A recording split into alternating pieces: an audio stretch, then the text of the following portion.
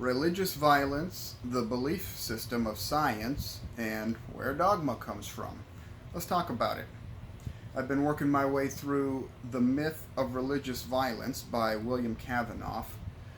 Let's start with righteousness. When one of us finds something worth living for, maybe even something worth dying for, and we're convinced that we're right, we can think of this as righteousness. Living life in alignment with these ideals can be thought of as living righteously or virtuously. All of us want to do this in some way, shape, or form. That is to say, do what we believe is right and encourage others to do so as well. The encouraging others part is where things can get tricky. I think religion is more a conduit for human violence and not so much a creator of conflict and violence by itself. I think humans find conflict and violence just fine on their own. If people aren't killing each other in the name of God, then they'll do it for their country. If they won't do it for their country, they'll do it for their immediate family and friends, their tribe. All of this relates to survival. In fact, I'd argue that our preconditioning for tribalism, uh, call it also community or survival of the group, naturally creates its own conflicts and violence. All I mean by tribalism is prioritizing the well-being of one's own tribe of family and friends over the well-being of another outsider tribe.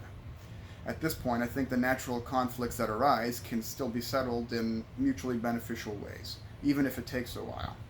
The real problems arise in how we express our certainty that we are right to others.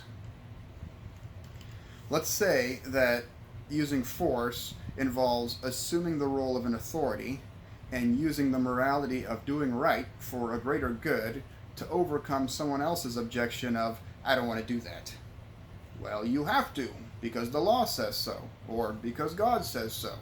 If the individual disagrees, then we are forcing people to do what someone else believes is right. We are taking away an individual's freedom.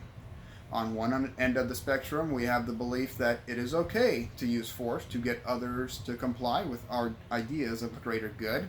On the other end of the spectrum, we have the belief that it is not okay to use force to get someone to comply with our beliefs of a greater good.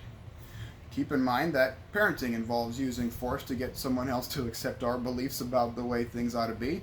This entire discussion is one big gray area, so don't go jump into conclusions all willy-nilly. There is no conclusion here. This is an exercise in trying on a new perspective. We can't really have government without the use of force or authority. We can't even raise kids without forcing our beliefs on them. At some point, the child will have an objection that is overruled by force. So when is it okay to use force and when is it not? What makes someone decide that it's okay to use force and violence against people they don't even know? An arbitrary greater good, which is surely going to be argued as an objective greater good. What if it's not the greater good from the other perspective? The answers to these questions are not simple. The answers are situational and will each fall somewhere unique on the spectrum. It's not something I or anyone else can just explain. In order to move our minds closer to understanding, we need to back up and look at the bigger picture of belief systems as a whole. I have to spend a lot of time on science and reason because it is the belief system that many people have without even realizing that it's a belief system. This is what dogma is: believing something without realizing it's a belief. Once we come to realize that nothing can actually be known for sure, we automatically become less adamant, less forceful, and less violent. Curiosity and a desire to understand displace a desire to change the world and make it better. It is the arbitrary nature of better that causes lots of conflict. Everything is a belief. Science is no exception. Science in principle started off just fine, but now it has become the epitome of dogma. Science has underlying assumptions built into it. People are so sure about this belief system that to even suggest that it's a belief system causes outrage in many. This is how we know we're tugging at the root of dogma. People get mad and insist that everyone knows this is true. These are the assumptions that get people teamed up against other people who believe differently. Force and violence is an optional escalation of the certainty that one is right.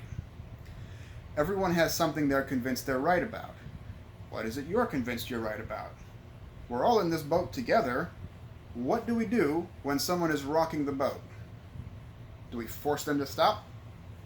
We're taking away someone's freedom if we do. What happens if you start rocking the boat and instead of rowing, and because, well, you don't think the boat's going in the right direction? Do we have the right to make you stop rocking and start rowing for the greater good? Because the captain knows better where we're going, not you? Because he is the expert and will decide which direction you need to be rowing in?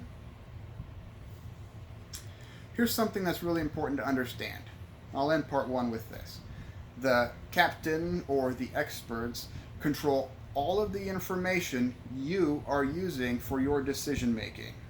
It's very easy to have the masses convinced that they did their own thinking and decision making using the available information. Selective sharing and promotion of certain ideas is how you manipulate the logical conclusions that people reach. It's very easy to get people to reach different logical conclusions based on which facts you show them. A system where all the recognized experts must go through the same schools and the same indoctrination process will greatly reduce the diversity of information available. Let's pause right there and let that marinate for a moment or two. Then we'll move on to part two.